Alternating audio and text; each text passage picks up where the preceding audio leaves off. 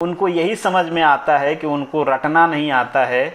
चीज़ों के गहराई तक जब तक वो पहुँचते नहीं हैं तब तक चीज़ें उनको समझ में नहीं आती है, और जब वो इतना गहराई पे उतर जाते हैं तो उनकी गहरी बातें एग्ज़ामिनर को समझ में नहीं आती हैं, इसलिए एग्ज़ामिनर उनको मार्क्स नहीं देता है और इसीलिए उनका परसेंटेज कम रह जाता है। तभी साइड से एक आवाज़ आती है कि दुखी हो क्या, परसेंटेज कम आ गया है, किसी सब्जेक्ट में फ़ेल हो गए हो, बैकलॉग आ गई है या फिर बैकलॉग क्लियर नहीं हुई है क्या, दुखी क्यों हो, पागल हो क्या। और आपका दिमाग आपको सांत्वना के लिए एक डायलॉग भी सुझाता है कि क्या पेपर पे लिखा हुआ परसेंटेज तुम्हारी ज़िंदगी डिफ़ाइन करेगा। एक कहता है कि जो टॉपर है उसको देखा है, पूरे दिन टीचरों की बटरिंग करता रहता है, इंटरनल के मार्क्स पूरे मिलते हैं, प्रैक्टिकल के मार्क्स पूरे मिलते हैं, तब जाके टॉपर बनता है। एग्ज़ाम्पल भी देते हैं कि कभी 3 इडियट देखे हो, उसमें एक चतुर होता है। चतुर क्या करता है, दिन रात रटता रहता है, और ये कहते हुए उनको इस बात का अभिभूत हो रहा होता है कि उनके अंदर रांचो छुपा है। मगर जो अच्छे मार्क्स ले आ रहे हैं ना, उनके अंदर इन तीनों में से एक क्वालिटी तो ज़रूर होगी, पर जो कमियां निकाल रहे हैं उनके पास क्या है, भगवान जाने। जब हम कोई काम मेहनत से, दिल से, लगन से करते हैं तो उसके रिजल्ट से हमारी कुछ उम्मीद होना लाजमी सी चीज़ होती है, और यह भी लाजमी होता है कि अगर रिजल्ट हमारे उम्मीदों पे खरा नहीं उतरता है तो हमको दुख होता है, और जब दुख होता है तो ज़रूरत होती है एक सहारे की, और वो सहारा बन के आता है आपकी ज़िंदगी में एक गुनहगार। ऐसा हर बार होगा ये सही नहीं है, पर अक्सर ऐसा ही होता है।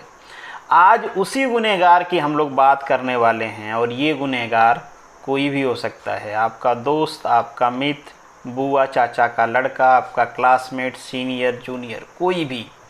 और वीडियो के लास्ट में मैं आपसे ये भी जानना चाहूँगा कि आपकी ज़िंदगी का गुनहगार कौन था या फिर है, आप कब उसको अपने ज़िंदगी में एंट्री दिए थे और अभी तक आप उससे बाहर आ पाए हो या फिर उसमें ट्रैप हो। इसके बारे में कमेंट बॉक्स में ज़रूर लिखिएगा, और मैं भी बताऊंगा कि मैं ऐसे जाल में कब फंसा था और कब बाहर आया, और बाहर आने के बाद बदलाव क्या फील हुआ।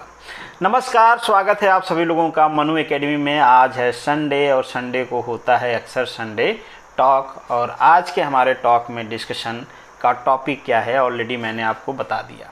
हम बात रिजल्ट की कर रहे थे, तो फिर से थोड़ी शुरुआत में आ जाते हैं।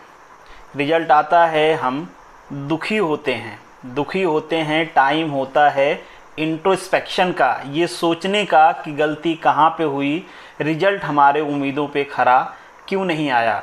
तभी साइड से एक आवाज़ आती है कि दुखी हो क्या, परसेंटेज कम आ गया है, किसी सब्जेक्ट में फ़ेल हो गए हो, बैकलॉग आ गई है या फिर बैकलॉग क्लियर नहीं हुई है क्या, दुखी क्यों हो, पागल हो क्या। मैं ऐसे बहुतों को जानता हूँ जिनका परसेंटेज तुमसे काफ़ी कम था, मार्क्स भी नहीं था, बैकलॉग भी थी, फिर भी ज़िंदगी में आज बहुत सफल हैं। अगर इंजीनियरिंग से हैं तो ढेर सारे एग्जाम्पल भी दे देंगे कि आज बार्क में साइंटिस्ट हैं, इसरो में साइंटिस्ट हैं, गेट में रैंक लेके आया, आईएएस क्लियर कर लिया, पीएसयू में था छोड़ के आईएएस निकाल लिया, दुनिया भर के एग्जाम्पल।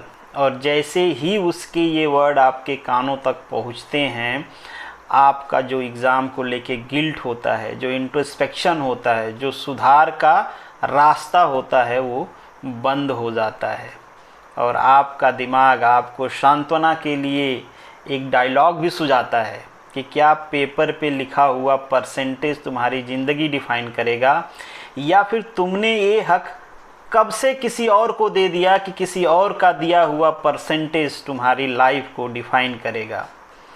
और ये सारी बातें सोचते हुए आपको लगता है कि आपका बिछड़ा हुआ लंगोटिया यार मिल गया है, क्योंकि आप दोनों के बीच एक निकम्मापन का ग्राउंड तैयार हो गया रहता है। नहीं आपको कुछ करना है अब, और ना ही उसको। दोस्ती गाढ़ी हो जाती है, फिर दोनों साथ बैठते हैं, और दोनों साथ बैठ के ये सोचने के बजाय कि खुद में कैसे इम्प्रूवमेंट लाया जाए, जो टॉपर्स होता है उसकी कमियां निकालना शुरू करते हैं। एक कहता है कि जो टॉपर है उसको देखा है पूरे दिन टीचरों की बटरिंग करता रहता है, इंटरनल के मार्क्स पूरे मिलते हैं, प्रैक्टिकल के मार्क्स पूरे मिलते हैं, तब जाके टॉपर बनता है। उसके जो एक्सटर्नल के मार्क्स हैं या जो यूनिवर्सिटी के मार्क्स हैं मुझसे थोड़े ही ज़्यादा हैं। दूसरा उसके हाँ में हाँ मिलाता हुआ कहता है कि उसकी हैंडराइटिंग देखना कभी तुम, जो मार्क्स ले आता है केवल अपने हैंडराइटिंग के भरोसे लेके आता है। अगर एग्ज़ामिनर जिस दिन उसकी आंसर शीट पढ़ लिया उस दिन उसका फेल होना तय होता है। फिर बारी आती है पहले वाले की, वो कहता है उसको कुछ आता जाता नहीं है, कभी उससे बात करके देखना। टोटली रट्टू है, पैरट की तरह याद कर लेता है और एग्ज़ाम में जाके उगल देता है। और एक मूवी भी है इसको सर्टिफाई करने के लिए, 3 इडियट, एग्ज़ाम्पल भी देते हैं कि कभी 3 इडियट देखे हो। उसमें एक चतुर होता है, चतुर क्या करता है, दिन रात रटता रहता है। और ये कहते हुए उनको इस बात का अभिभूत हो रहा होता है कि उनके अंदर रांचो छुपा है। जब खुद को वो कंपेयर कर रहे होते हैं दिल ही दिल से, तो ये भूल जाते हैं कि रांचो यूनिवर्सिटी का टॉपर भी था। ये चीज़ें इग्नोर मार के बस उनको यही समझ में आता है कि उनको रटना नहीं आता है। चीज़ों के गहराई तक जब तक वो पहुँचते नहीं हैं तब तक चीज़ें उनको समझ में नहीं आती है। और जब वो इतना गहराई पे उतर जाते हैं तो उनकी गहरी बातें एग्ज़ामिनर को समझ में नहीं आती हैं, इसलिए एग्ज़ामिनर उनको मार्क्स नहीं देता है और इसीलिए उनका परसेंटेज कम रह जाता है। और कभी कभी तो इतनी गहराई में उतर जाते हैं कि एग्ज़ामिनर उनको फेल भी कर देता है। और ये बकैती करते करते वो 2 से 4 हो जाते हैं, 4 से 6, फिर 6 से 10, और धीरे धीरे उनका एक काफ़िला बन जाता है। काफ़िला उनका जो कन्फ्यूज़न है रांचो होने का, उसको कॉन्फिडेंस में बदल देता है। और अगर आप ऐसे किसी ग्रुप का, ऐसे किसी साथ का शिकार हैं तो उसका साथ जितना जल्दी हो सकता है उतना जल्दी छोड़ दीजिए। जिस गुनहगार की मैं बात कर रहा था वो यही हैं जो आपको इस तरीके का ढाढ़स देते हैं।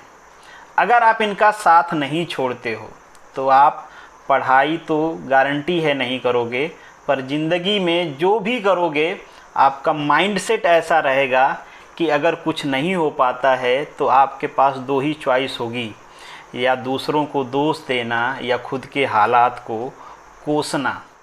अब यहाँ से आ जाते हैं मार्क्स के ऊपर। आपके मन में एक सवाल आ सकता है कि आप ये ज़्यादा परसेंटेज लाने वाले या फिर ज़्यादा मार्क्स लाने वाले को ग्लोरीफाई करने की कोशिश क्यों कर रहे हो, तो उसका रीज़न भी आपको मैं बताते चलता हूँ। देखिए, अगर कोई ज़्यादा मार्क्स लाता है तो मेरे हिसाब से, ये मेरा इंटरप्रिटेशन है, आपका कुछ और भी हो सकता है, मेरे हिसाब से जो मैं 3 क्वालिटीज़ नीचे बताने जा रहा हूँ, 3 उंगलियाँ दिख रही हैं ना, इनमें से एटलीस्ट एक क्वालिटी तो उसके अंदर होगी ही होगी।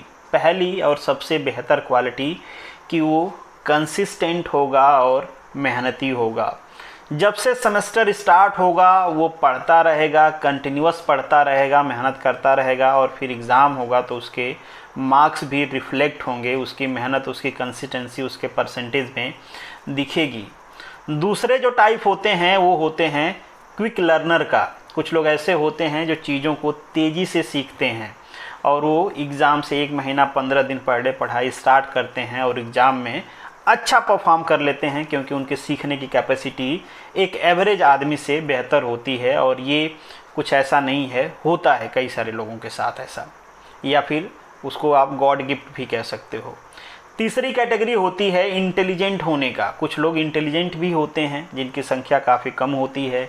वो क्लास में थोड़ा बहुत, जब भी क्लास अटेंड करते हैं तो उसमें सीखा रहते हैं। फिर जो आप लास्ट नाइट फाइटर कहते हो, लास्ट नाइट में पढ़ते हैं, तो कि इंटेलिजेंट हैं, चीज़ों को कंपेयर कर पाते हैं, ढंग से उसको याद कर पाते हैं, तरीका ढूंढ लेते हैं कि कैसे लिखना है, कैसे याद करना है, तो इंटेलिजेंसी के भरोसे अच्छे नंबर ले आते हैं। अब किसी के पास ये तीनों क्वालिटी हो सकती है, तब तो वो ज़िंदगी में क्या करेगा हम उसको डिफ़ाइन ही नहीं कर सकते। मगर जो अच्छे मार्क्स ले आ रहे हैं ना, उनके अंदर इन तीनों में से एक क्वालिटी तो ज़रूर होगी। और जो कमियां निकाल रहे हैं उनके पास इन तीनों में से क्या है, ये भगवान जाने या फिर ओ। अब ज़िंदगी का दूसरा दौर स्टार्ट होता है। जब आप ग्रेजुएशन करके बाहर निकलते हो तो आपके पास दो ऑप्शन होता है, या तो कॉलेज में जो प्लेसमेंट आया है प्राइवेट कंपनियों का उसमें बैठिए, या फिर गवर्नमेंट जॉब की प्रिपरेशन करिए। अब जो प्राइवेट कंपनी है वो भी अक्सर परसेंटेज रखते हैं, अक्सर क्या मैक्सिमम कंपनियां रखती हैं। फिर से ये भाई साहब जो खुद को रांचो मानते हैं और बाकियों को चतुर, ये फिर झलझलाते हैं और कहते हैं कि इन कंपनियों को रांचो की पहचान नहीं है, ये परसेंटेज रख रहे हैं, इनको चतुर हायर करना है। और कोसते हैं कि परसेंटेज की क्या ज़रूरत है, एग्ज़ाम ले लो अगर अच्छे लोगों को लेना है तो।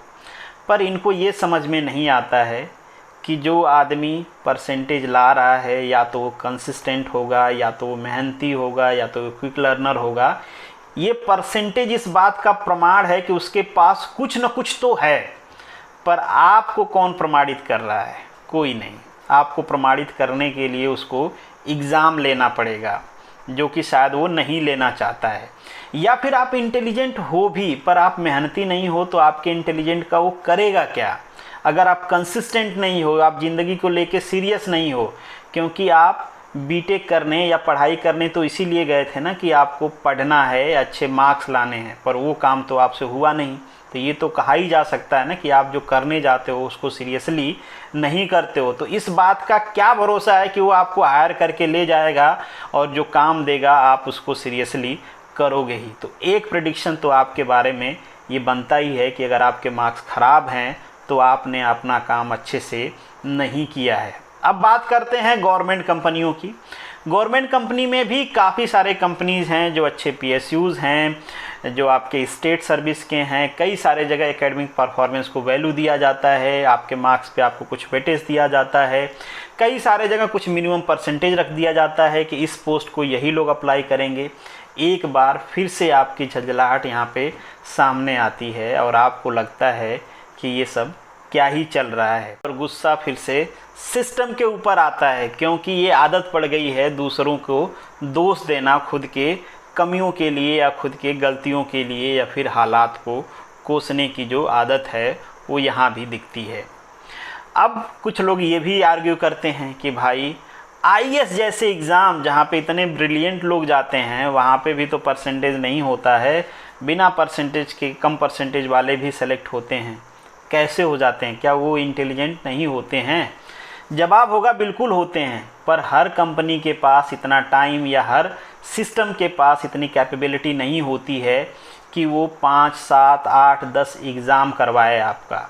आईएएस का एग्ज़ाम पैटर्न देख लीजिए। अगर आप ज़िंदगी में या फिर एकेडमिक में सीरियस नहीं हैं, और ऐसे जो लोग भी एकेडमिक में सीरियस नहीं थे वो जब भी इस टाइप के एग्ज़ाम्स की प्रिपरेशन करने जाते हैं उनको 5 साल 7 साल लगता है वो एग्ज़ाम क्रैक करने में। और जो लोग एकेडमिक में सीरियस होते हैं, अच्छे से पढ़े होते हैं, उनको 1 या 2 साल लगता है। तो वो डिफरेंस वहाँ भी दिखता है, पर आप उसको देखना ही नहीं चाहते हो। खैर, ये सारी बातें थे उस गुनहगार आदमी को जिसने ये कहते हुए एंट्री मारा था कि टेंशन लेने वाली बात नहीं है, कॉपी पे लिखा हुआ परसेंटेज हमारी ज़िंदगी डिफ़ाइन नहीं कर सकता है। अब आपको सोचना है कि वो डिफ़ाइन करता है या नहीं करता है। अब मैं बताता हूँ, मैंने भी अपने बीटेक के 4 साल ऐसे ग्रुप के साथ ही निकाल दिए। ज़िंदगी के कुल 7 साल मैंने ऐसे लोगों को साथ निकाला है जिनके मतलब लाइफ का ना ही कोई टारगेट था और ना ही कुछ करने की चाहत। और जब आप ऐसे लोगों के साथ होते हो तो हो सकता है आप कुछ करने की सोचो पर उसको करोगे नहीं। मैंने ये बदलाव अपने अंदर देखा है कि जब मैं ऐसे ग्रुप में था तो मैं सोचता तो था कि कुछ करना है, पर उसको इम्प्लीमेंट नहीं करता था, बस सोचता था। 2017 के बाद ऐसे ग्रुप से मैं बाहर निकला, और मैं क्रेडिट खुद को नहीं दे रहा हूँ कि मैं बस निकल गया वहाँ से। वो बस किस्मत थी, किसी तरीके से वो ग्रुप छूट गया, और छूट गया तब से मैं देखता हूँ कि यार मैं जो सोचता हूँ एटलीस्ट उसको करने की ट्राई तो करता हूँ, ट्राई नहीं करता हूँ। अच्छा होना बुरा होना बात की बात है, पर ये हैबिट तो ज़रूर आई है कि जो सोचता हूँ वो करता हूँ। पर इससे पहले ऐसा था कि आप कुछ सोच रहे हो, उनके साथ डिस्कस करोगे, वो ऐसा आर्गुमेंट देंगे कि आप उसको इम्प्लीमेंट ही नहीं करोगे, आप कहोगे कि हाँ बिल्कुल सही है, ऐसे ही होता है। तो अगर आप ऐसे ग्रुप के हिस्सेदार हो या फिर आप खुद ऐसे हो तो अपने अंदर बदलाव ज़रूर लाइए। अगर आप खुद ऐसे नहीं हो पर ऐसे ग्रुप का हिस्सा हो तो जितना जल्दी हो सकता है बाहर निकलना। और शुरू वाला जो हमारा क्वेश्चन था कि आप कब गए कब आए या फिर क्या हालात हैं, अगर आपके साथ कभी ऐसा कुछ हुआ है तो कमेंट बॉक्स में ज़रूर लिखना, ताकि लोगों को ये पता चले कि ऐसा अकेले के नहीं बहुतों के साथ होता है। जय हिंद।